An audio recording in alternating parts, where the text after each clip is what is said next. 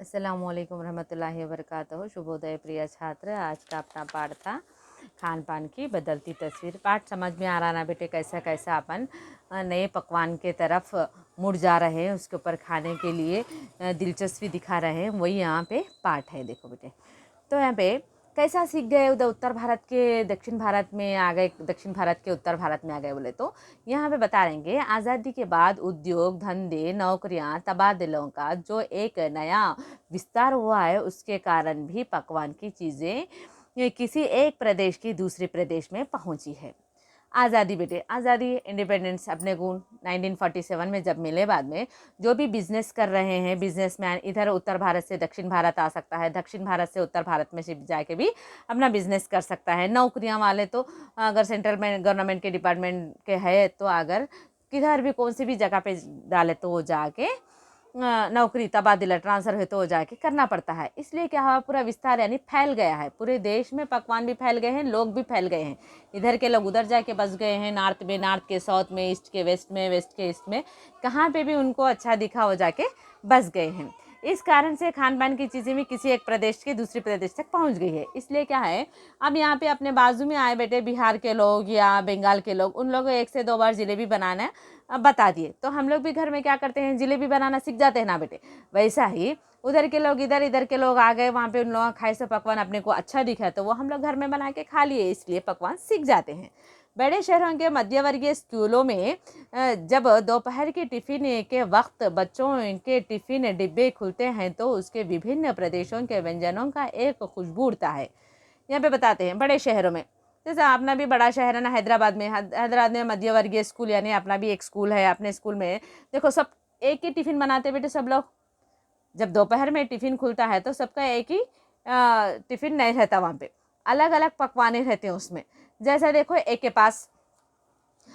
पास है रोटी है, दाल रोटी है, खीमा रोटी है, नूडल्स है, पास्ता है, थोड़ा ब्रेड जाम ला लिए, अलग अलग पकवान खाते हैं। तो इन लोग पकवान खा रहे तो वहाँ के व्यंजन की खुशबू भी उड़ जाती है, अलग अलग पकवानों की अलग अलग खुशबू भी आती है।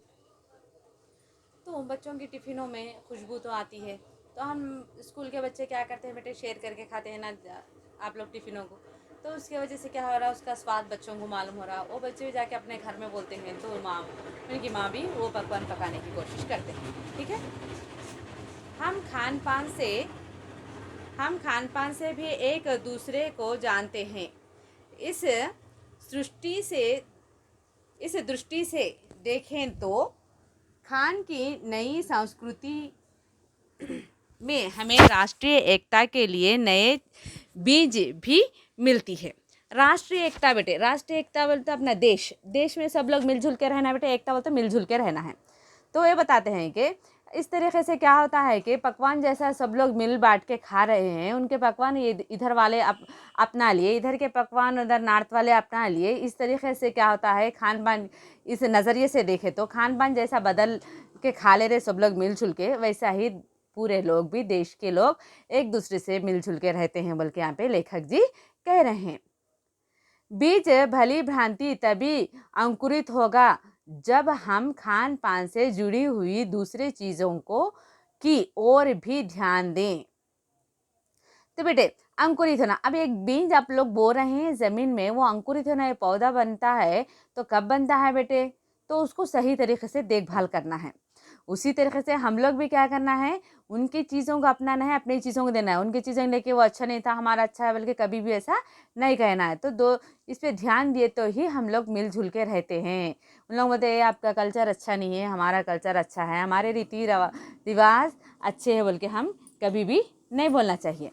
तो उनके रीति रिवाज उनके हैं तो हाँ ठीक है, वो भी अच्छे हैं, ये भी अच्छे हैं, ऐसा बोलना चाहिए। ठीक है, अपने तरीके से अपन अच्छे हैं, उनकी तरीके से उन लोग भी अच्छे ना।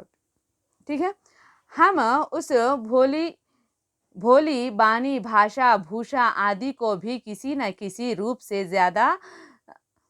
ज़्यादा जानेंगे जो किसी खान पान विशेष से जुड़ी हुई है। तो देखो बेटे यहाँ पे हर दूसरे देश के बोली वाली भी बानी यानी बोली यानी बानी यानी बोलने का भाषा भी सीखना चाहिए, उनका वेशभूषा है, उन लोगों के ड्रेसिंग कैसा है, उनका कल्चर कैसा है, उसके बारे में भी हम लोग जानकारी रखना चाहिए। नहीं हम हमारा ही रखते, दूसरों के लिए ज़रूरत नहीं है बोलने नहीं बोलना चाहिए हम लोग, क्योंकि हम लोग इस देश में हैं, अनेक धर्म के लोग एकता से मिल के रहते हैं, तो क्या है उनके कल्चर को भी हम लोग मालूम कर लेना चाहिए। ऐसा जैसा खाने के विषय में सब लोग पकवाने मिल गए हैं, उत्तर भारत के दक्षिण भारत के सब लोग खा ले रहे हैं, वैसा ही उनके कल्चर के उनके संस्कृति को भी हम लोग जान लेना चाहिए। ठीक है, धन्यवाद।